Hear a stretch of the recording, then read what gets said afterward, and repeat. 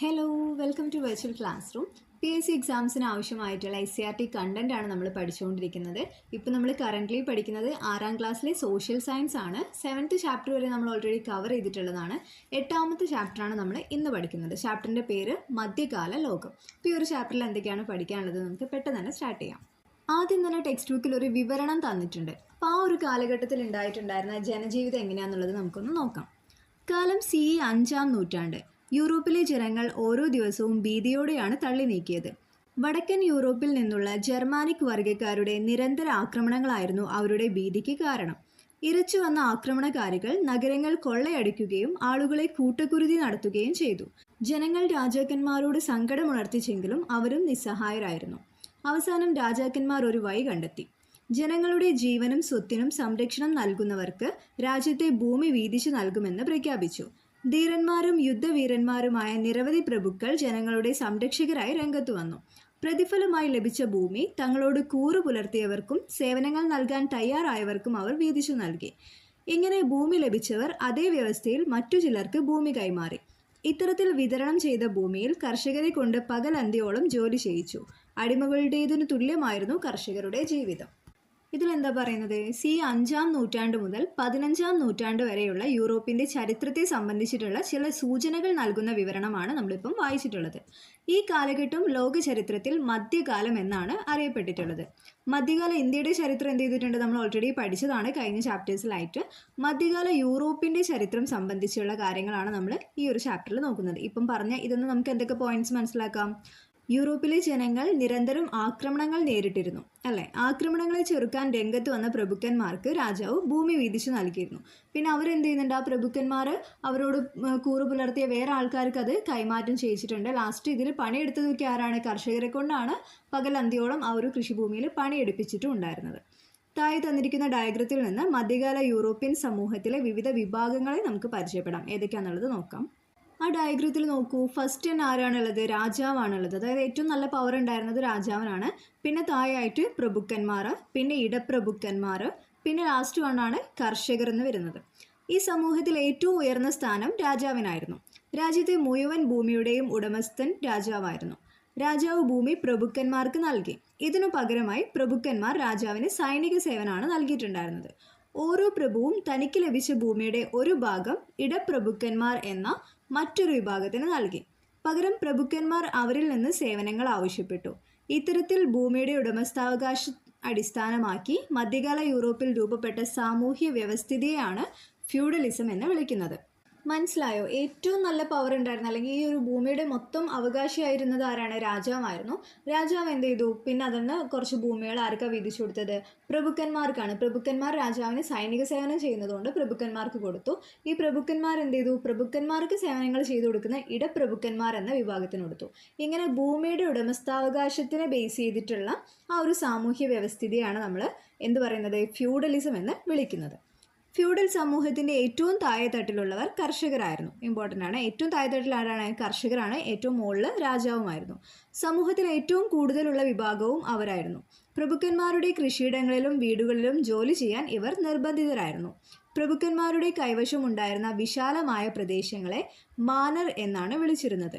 ഓരോ മാനറിലും കൃഷിഭൂമിക്ക് പുറമെ മേച്ചിൽ സ്ഥലങ്ങൾ, പ്രഭുവിൻ്റെ വലിയ വീട്, മില്ലുകൾ, കർഷകരുടെ കുടിലുകൾ, പ്രാർത്ഥനാലയം തുടങ്ങിയവ ഉണ്ടായിരുന്നു. അപ്പം മാനർ എന്താണ്?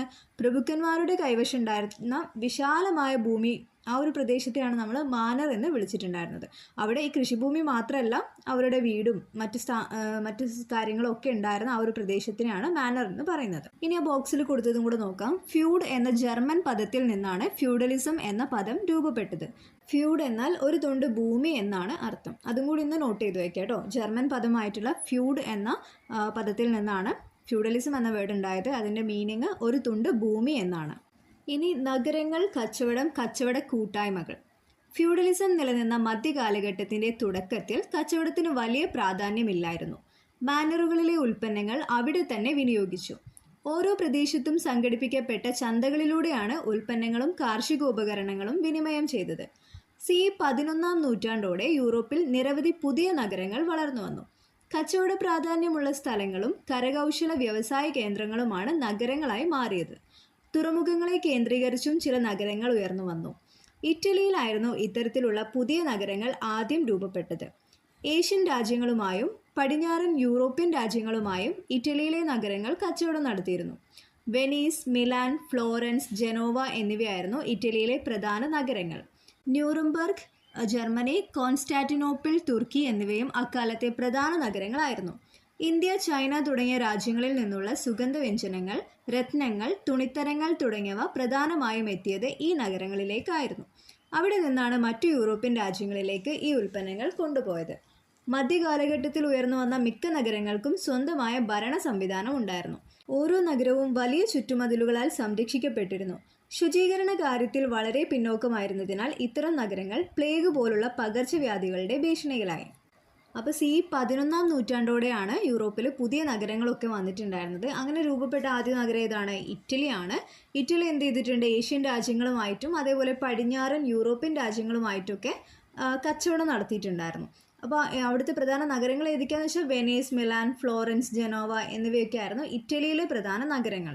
പിന്നെ കൂടുതലും അവർ കച്ചവടം ചെയ്തത് ആരുമായിട്ടാണ്? ഇന്ത്യ, ചൈന തുടങ്ങിയ രാജ്യങ്ങളിൽ നിന്നുള്ള എന്തൊക്കെ ഐറ്റംസാണ്? സുഗന്ധവ്യഞ്ജനങ്ങൾ, രത്നങ്ങൾ, തുണിത്തരങ്ങൾ ഇവയൊക്കെയാണ് പ്രധാനമായിട്ടും ഈ നഗരങ്ങളിലേക്ക് എത്തും. എന്നിട്ട് അവിടെ നിന്നാണ് മറ്റ് സ്ഥലങ്ങളിലേക്ക് കൊണ്ടുപോയിട്ടുണ്ടായിരുന്നത്. പിന്നെ അവിടെ ശുചീകരണത്തിൻ്റെ കാര്യം പറയുകയാണെങ്കിൽ വളരെ പിന്നോക്കത്തിലായിരുന്നു. അതുകൊണ്ട് തന്നെ പ്ലേഗ് പോലുള്ള പകർച്ചവ്യാധികൾ അവിടെ നന്നായിട്ട് വ്യാപിച്ചിട്ടുണ്ടായിരുന്നു. അതിനെ പറ്റിയിട്ടുള്ളൊരു വിവരണം ടെക്സ്റ്റ് കൊടുത്തിട്ടുണ്ട്, നോക്കാം. കറുത്ത മരണം. രാവിലെ ഉറ്റവരോടൊപ്പം പ്രാതൽ കഴിച്ച് രാത്രി പരലോകത്ത് പൂർവികരോടൊപ്പം അത്തായം കഴിക്കേണ്ടി വന്ന എത്രയെത്ര ധീരരായ പുരുഷന്മാരും സുന്ദരികളായ സ്ത്രീകളും. രോഗബാധിതരായ പതിനായിരങ്ങൾ ശുശ്രൂഷിക്കാൻ ആളില്ലാതെ നിരാശ്രയരായി മരിച്ചു വീഴുന്നു. ചിലർ പാതയോരങ്ങളിൽ ജീവൻ വെടിഞ്ഞപ്പോൾ മറ്റു ചിലരാകട്ടെ സ്വന്തം വീടുകളിൽ അന്ത്യശ്വാസം വലിച്ചു. ജീർണിച്ച മൃതശരീരങ്ങളിൽ നിന്നും വമിച്ച ദുർഗന്ധത്തിൽ നിന്നായിരുന്നു വീടുകളിൽ ആളുകൾ മരിച്ചു കിടക്കുന്ന വിവരം പുറം ലോകം അറിഞ്ഞത്. സെമിത്തേരിയിൽ സംസ്കരിക്കാൻ കഴിയാതെ ശവശരീരങ്ങൾ കൂമ്പാരങ്ങളായി കിടന്നു. ബൊക്കാച്ചിയോ ദക്കാമറൻ. മധ്യകാല നഗരങ്ങൾ നേരിട്ട ഏറ്റവും വലിയ ഭീഷണിയായിരുന്നു പ്ലേഗ് എന്ന രോഗം. പ്ലേഗ് ബാധിച്ച ഒരു നഗരത്തിൻ്റെ ചിത്രമാണ് ബൊക്കാച്ചിയോ നൽകുന്നത്. തുറമുഖ നഗരങ്ങളായിരുന്നു പ്ലേഗിൻ്റെ ഭീഷണി പ്രധാനമായും നേരിട്ടത്. കപ്പലുകളിൽ ചരക്കുകൾക്കൊപ്പം എത്തിച്ചേർന്ന എലികളായിരുന്നു പ്ലേഗ് പരത്തിയത്. ആയിരക്കണക്കിന് ആളുകളുടെ മരണത്തിനിടയാക്കിയ പ്ലേഗ് അന്ന് കറുത്ത മരണം എന്നാണ് അറിയപ്പെട്ടത്. C1300 73 ദശലക്ഷം ഉണ്ടായിരുന്ന യൂറോപ്പിലെ ജനസംഖ്യ ഒരു നൂറ്റാണ്ട് കഴിഞ്ഞപ്പോൾ 45 ദശലക്ഷമായി കുറഞ്ഞിട്ടുണ്ട്. അപ്പോൾ ഈ ഒരു കറുത്ത മരണം എന്നറിയപ്പെടുന്നത് എന്താണ്? ഈ ഒരു പ്ലേഗ് കാരണം ഉണ്ടായിട്ടുള്ള മരണങ്ങളെയാണ് കേട്ടോ. യൂറോപ്പിൽ പുതുതായി വളർന്നു വന്ന നഗരങ്ങൾ കരകൗശല വ്യവസായത്തിൻ്റെയും കച്ചവടത്തിൻ്റെയും കേന്ദ്രങ്ങളായിരുന്നു. ഈ നഗരങ്ങളിലെ കച്ചവടക്കാർ ഗിൽഡുകൾ എന്നറിയപ്പെടുന്ന കൂട്ടായ്മകൾ രൂപീകരിച്ചു. കച്ചവടക്കാർക്ക് പുറമെ ഇരുമ്പു പണിക്കാർ, സ്വർണ്ണ പണിക്കാർ, തുകൽ പണിക്കാർ, മരപ്പണിക്കാർ എന്നിവരും ഗിൽഡുകൾ രൂപീകരിച്ചു. വിവിധതരം ഉൽപ്പന്നങ്ങളുടെ വില, ഗുണനിലവാരം, തൊഴിലാളികളുടെ ജോലി സമയം എന്നിവ നിശ്ചയിച്ചിട്ടുണ്ടായിരുന്നത് ഇങ്ങനെയുള്ള ഒരു ഗിൽഡുകളാണ്. അപ്പം ഗിൽഡുകൾ എന്ന് വെച്ചാൽ എന്താണ്? ആ നഗരങ്ങളിൽ ഉണ്ടായിരുന്ന കച്ചവടക്കാർ രൂപീകരിച്ചിട്ടുള്ള ഒരു കൂട്ടായ്മയാണ് ഗിൽഡുകൾ എന്ന് പറയുന്നത്. കച്ചവടക്കാർ മാത്രമല്ല, ഇരുമ്പു പണിക്കാർ, സ്വർണ്ണപ്പണിക്കാർ അങ്ങനെയുള്ള ജോലിക്കാരൊക്കെ ഉണ്ട്. ആ ഒരു ഗിൽഡുകളായിരുന്നു ഓരോ സാധനത്തിൻ്റെയും വിലയും ഗുണനിലവാരവും പിന്നെ തൊഴിലാളികളുടെ ജോലി സമയമൊക്കെ നിശ്ചയിച്ചിട്ടുണ്ടായിരുന്നത്.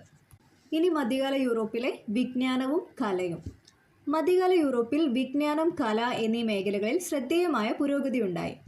ക്രിസ്ത്യൻ പള്ളികളും സന്യാസി മഠങ്ങളുമായിരുന്നു വിദ്യാഭ്യാസത്തിൻ്റെ പ്രധാന കേന്ദ്രങ്ങൾ. ഏതൊക്കെയാണ്? ക്രിസ്ത്യൻ പള്ളികളും സന്യാസി മഠങ്ങളും ആയിരുന്നു കേട്ടോ വിദ്യാഭ്യാസത്തിൻ്റെ പ്രധാന കേന്ദ്രങ്ങൾ. സന്യാസി മഠങ്ങളോടനുബന്ധിച്ച് ലൈബ്രറികൾ ഉണ്ടായിരുന്നു. അച്ചടി സമ്പ്രദായം ഇല്ലാതിരുന്ന അക്കാലത്ത് പല പുസ്തകങ്ങളുടെയും കയ്യെഴുത്തു പ്രതികൾ ഉണ്ടാക്കി സന്യാസി മഠങ്ങളിൽ സൂക്ഷിച്ചിരുന്നു. മധ്യകാലഘട്ടത്തിൽ യൂറോപ്പിൽ നിരവധി സർവകലാശാലകൾ ഉണ്ടായിരുന്നു. വിജ്ഞാനത്തിൻ്റെ കേന്ദ്രങ്ങളായിരുന്നു അവ. അതിൻ്റെ ഒരു പട്ടിക കൊടുത്തിട്ടുണ്ട്. ഏതൊക്കെയാണ് സർവകലാശാലകൾ, എവിടേക്കാന്നുള്ളതും. ഇറ്റലിയിൽ ഉണ്ടായിരുന്നതാണ് പാവിയ, പാദുവ. സ്പെയിനിൽ പാർമ, കൊർദോവ. ഫ്രാൻസിൽ പാരീസ്, ടുലോസ്. ഇംഗ്ലണ്ടിലെ ഓക്സ്ഫോർഡ്, കാംബ്രിഡ്ജ്. ഇതൊന്ന് നോട്ട് ചെയ്ത് വെക്കണം. മധ്യകാലഘട്ടത്തിൽ നിർമ്മിച്ച ക്രിസ്ത്യൻ പള്ളികൾ അക്കാലത്തെ വാസ്തുവിദ്യാ രംഗത്തെ നേട്ടങ്ങൾക്ക് ഉദാഹരണമാണ്. കമാനങ്ങളും വിശാലമായ മുറികളും അക്കാലത്ത് നിർമ്മിച്ച പള്ളികളുടെ പ്രത്യേകതകളാണ്. റോമനസ്ക് ശൈലി എന്നാണ് ഈ നിർമ്മാണ രീതി അറിയപ്പെടുന്നത്. C12 നൂറ്റാണ്ടോടെ ഗോതിക് എന്നറിയപ്പെടുന്ന ഒരു പുതിയ നിർമ്മാണ ശൈലി നിലവിൽ വന്നു. കൂർത്ത ഗോപുരങ്ങൾ ഈ ശൈലിയുടെ സവിശേഷതയാണ്. അപ്പം റോമനസ്ക് ശൈലിൻ്റെ പ്രത്യേകത എന്താണെന്ന് വെച്ചാൽ എന്താണ്? കമാനങ്ങളും വിശാലമായ മുറികളും ഒക്കെ ഉള്ള ആ ഒരു ശൈലിനെയാണ് നമ്മൾ റോമനസ്ക് ശൈലി എന്ന് പറയുന്നത്. അതിന് എക്സാമ്പിളാണ് ആ ഒരു കാലഘട്ടത്തിൽ നിർമ്മിച്ചിട്ടുണ്ടായിരുന്ന ക്രിസ്ത്യൻ പള്ളികളും ഒക്കെ.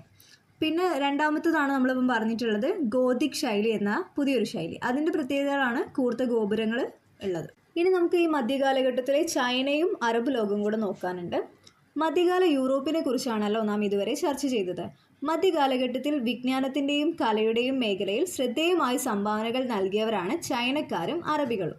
അച്ചടി യന്ത്രം, വെടിമരുന്ന് എന്നിവ ചൈനക്കാരുടെ കണ്ടുപിടുത്തങ്ങളാണ്. പഠിച്ചു വെക്കണേ, അച്ചടി യന്ത്രം, വെടിമരുന്ന് ആരുടെയാണ്? ചൈനക്കാരുടെ കണ്ടുപിടുത്തങ്ങളാണ്. ഇവ ചൈനക്കാരിൽ നിന്നാണ് യൂറോപ്യർ മനസ്സിലാക്കിയത്. അച്ചടി വിദ്യ വിജ്ഞാനത്തിൻ്റെ വളർച്ചയെ സഹായിച്ചു. കടൽ യാത്രകളിൽ ദിശ മനസ്സിലാക്കാൻ സഹായിക്കുന്ന വടക്കുനോക്കി യന്ത്രവും ചൈനക്കാരുടെ കണ്ടുപിടുത്തമാണ്. വാസ്തുവിദ്യ രംഗത്തും ചൈനക്കാർ വിദഗ്ധരായിരുന്നു. പഗോഡകൾ എന്നറിയപ്പെടുന്ന ബുദ്ധ ദേവാലയങ്ങൾ അവരുടെ നിർമ്മാണ വൈഭവത്തിന് തെളിവാണ്. അപ്പോൾ ഈ കാര്യങ്ങളൊക്കെ ഒന്ന് പഠിച്ചു വെക്കണേ. നമ്മൾ ചൈനക്കാർ കണ്ടുപിടിച്ച കാര്യങ്ങൾ എന്തൊക്കെയാണ്? അച്ചടി യന്ത്രം ഉണ്ട്, വെടിമരുന്നുണ്ട്, അതേപോലെ വടക്ക് നോക്കി യന്ത്രം, ഇതൊക്കെ ചൈനക്കാരുടെ കണ്ടുപിടുത്തങ്ങളാണ്. പിന്നെ വാസ്തുവിദ്യ രംഗത്ത് അവർ നല്ല വിദഗ്ധരായിരുന്നു എന്ന് പറഞ്ഞു. അതാണ് പഗോഡകൾ എന്നറിയപ്പെടുന്ന. എന്താണ് പഗോഡ എന്ന് വെച്ചാൽ എന്താണ്? ബുദ്ധന്മാരുടെ ആ ഒരു ദേവാലയത്തെയാണ് നമ്മൾ പഗോഡകൾ എന്ന് പറയുന്നത്. അതും നിർമ്മിച്ച് തെളിയിച്ചിട്ടുള്ളത് ആരാണ്? ഈ ഒരു ചൈനക്കാർ തന്നെയാണ്. ഇനി അറബികളുടെ കാര്യം നോക്കുകയാണെങ്കിൽ ശാസ്ത്രം, സാഹിത്യം എന്നീ രംഗങ്ങളിലായിരുന്നു അറബികളുടെ പ്രധാന സംഭാവന. അൽറാസി, ഇബിൻ സിന എന്നിവർ വൈദ്യശാസ്ത്ര രംഗത്തെ പ്രതിഭകളായിരുന്നു. അൽറാസി രചിച്ച വൈദ്യശാസ്ത്ര ഗ്രന്ഥമാണ് കിതാബുൽ ഹവേ. ഇബിൻ സിന രചിച്ച പുസ്തകമാണ് അൽ ഗാനൂർ. അപ്പോൾ അത് രണ്ടൊന്ന് പഠിച്ചു വയ്ക്കണേ. അൽറാസി രചിച്ച വൈദ്യശാസ്ത്ര ഗ്രന്ഥമാണ് കിതാബുൽ ഹവേ എന്ന് പറയുന്നത്. അതേപോലെ ഇബിൻ സിന രചിച്ച പുസ്തകമാണ് അൽ ഗാനൂർ. ഒമർ ഖയ്യാം രചിച്ച റുബായിയാത്ത്, ഫിർദൗസിയുടെ ഷാഹ്നാമ എന്നിവ അക്കാലത്തെ പ്രധാന സാഹിത്യ സൃഷ്ടികളാണ്. പ്രശസ്തമായ 1001 രാവുകൾ അറബികളുടെ മറ്റൊരു സാഹിത്യ സംഭാവനയാണ്. പുരാതന ഇന്ത്യ ശാസ്ത്ര സാങ്കേതിക രംഗങ്ങളിൽ കൈവരിച്ച പല നേട്ടങ്ങളും അറബികൾ മനസ്സിലാക്കുകയും അവരിലൂടെ അത് യൂറോപ്പിലേക്ക് എത്തുകയും ചെയ്തു. ഉദാഹരണം 0, ദശാംശ സമ്പ്രദായം എന്നിവ. ഇതൊക്കെ എന്താണ്? ഇന്ത്യ കൈവരിച്ചിട്ടുണ്ടായിരുന്ന നേട്ടങ്ങളായിരുന്നു. അത് അറബികൾ വഴിയാണ് യൂറോപ്പിലേക്ക് എത്തിയിട്ടുണ്ടായിരുന്നത്. മധ്യകാലഘട്ടത്തിലെ യൂറോപ്പിലെയും ചൈനയുടെയും അറബ് ലോകത്തിൻ്റെയും ചില പ്രധാന സവിശേഷതകളാണ് ഈ പാഠഭാഗത്ത് നമ്മൾ ചർച്ച ചെയ്തിട്ടുള്ളത്. മധ്യകാലഘട്ടത്തിൻ്റെ അവസാനത്തോടെ കച്ചവടം ശക്തിപ്പെടുകയും കച്ചവട ബന്ധങ്ങളിലൂടെ സാംസ്കാരിക വിജ്ഞാന മേഖലകളിലെ പുരോഗതി മറ്റു പ്രദേശങ്ങളിലേക്ക് എത്തിച്ചേരുകയും ചെയ്തു. അപ്പോൾ അറബികളുടെ പ്രധാന സംഭാവന എന്ന് പറയുന്നത് ഈ ഒരു സാഹിത്യ മേഖലയിലും അതേപോലെ ശാസ്ത്ര രംഗത്തും ഒക്കെ ആയിരുന്നു.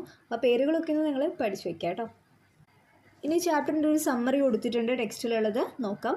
മധ്യകാല യൂറോപ്പിൽ രൂപപ്പെട്ട സാമൂഹ്യ സാമ്പത്തിക രാഷ്ട്രീയ വ്യവസ്ഥയാണ് ഫ്യൂഡലിസം. നമ്മൾ പറഞ്ഞു അല്ലേ, എന്താണ്? ഭൂമിയുടെ ഉടമസ്ഥാവകാശത്തിൻ്റെ ആ ഒരു ബേസിസിലുണ്ടായിരുന്ന വ്യവസ്ഥയാണ് നമ്മൾ എന്ത് പറയുന്നത്? ഫ്യൂഡലിസം എന്ന് പറയുന്നത്. ഫ്യൂഡൽ സാമൂഹ്യ ശ്രേണികളെ ഏറ്റവും മുകൾ തട്ടിൽ രാജാവും താഴെ തട്ടിൽ കർഷകരുമായിരുന്നു. 11-ാം നൂറ്റാണ്ടോടെ യൂറോപ്പിൽ നിരവധി നഗരങ്ങൾ ഉയർന്നു വന്നു. കച്ചവടത്തിൻ്റെ വളർച്ചയായിരുന്നു നഗരങ്ങളുടെ ആവിർഭാവത്തിൻ്റെ പ്രധാന കാരണം. മധ്യകാലഘട്ടത്തിലെ കച്ചവടക്കാരുടെയും കരകൗശല തൊഴിലാളികളുടെയും കൂട്ടായ്മയാണ് ഗിൽഡുകൾ. മധ്യകാലഘട്ടത്തിൽ യൂറോപ്പിൽ നിരവധി സർവകലാശാലകൾ നിലവിൽ വന്നിട്ടുണ്ട്. അത് ഏതൊക്കെയാണെന്നുള്ളത് പഠിച്ചു വയ്ക്കണേ. ശാസ്ത്ര സാഹിത്യ മേഖലകളിൽ ലോക സംസ്കാരത്തിന് വിലപ്പെട്ട സംഭാവനകൾ നൽകിയവരാണ് ചൈനക്കാരും അറബികളും. അപ്പോൾ ഇത്രയും പോയിന്റ്സ് ആണ് നമുക്ക് ഈ ഒരു ചാപ്റ്ററിൽ നിന്ന് പഠിക്കാനുള്ളത്. ഈ ഒരു മധ്യകാലഘട്ടത്തിലെ യൂറോപ്പിലെ ജനജീവിതത്തെ പറ്റിയിട്ടാണ് നമ്മളിപ്പം ഈ ഒരു ചാപ്റ്ററിൽ നോക്കിയിട്ടുണ്ടായിരുന്നത്. അപ്പോൾ നിങ്ങളത് ജസ്റ്റ് ഒന്ന് മനസ്സിലാക്കി വെക്കുക. പിന്നെ ഞാൻ പറഞ്ഞിട്ടുള്ള കാര്യങ്ങളൊക്കെ പഠിച്ചു വെക്കുക. നിങ്ങൾക്ക് ഏതെങ്കിലും പോർഷൻസ് അങ്ങനെ ഡിഫിക്കൽട്ടായിട്ട് തോന്നുന്നുണ്ടെങ്കിൽ റിപ്പീറ്റഡ് ആയിട്ട് കേൾക്കുക കേട്ടോ. ഒന്നുകൂടെ ക്ലാസ് കേട്ട് നോക്കിയാൽ മതി, നിങ്ങൾക്ക് ക്ലിയർ ആയിക്കോളും. അപ്പോൾ നമുക്ക് ഇത്രയേ ഉള്ളൂ. ഇത് അത്ര വലിയ ചാപ്റ്റർ ഒന്നുമല്ല, നമുക്ക് മനസ്സിലാക്കി വെക്കാൻ പറ്റുന്നൊരു സിമ്പിൾ ചാപ്റ്ററാണ്. ഹിസ്റ്ററി ആയതുകൊണ്ടാണ് കേട്ടോ കുറച്ചൊരു എനിക്ക് തോന്നുന്നു കുറച്ച് അത്ര ഇൻട്രസ്റ്റിംഗ് അല്ലാത്ത രീതിയിലാണ് ക്ലാസ് ഉള്ളത്. അത് ഹിസ്റ്ററി ആയതുകൊണ്ടാണ് ആ ഒരു പ്രശ്നം വരുന്നത്. നമുക്കിനി അടുത്ത ക്ലാസ്സിൽ അടുത്ത ചാപ്റ്റർ പഠിക്കാം. അപ്പോൾ അതുവരെ happy learning. Thank you for watching.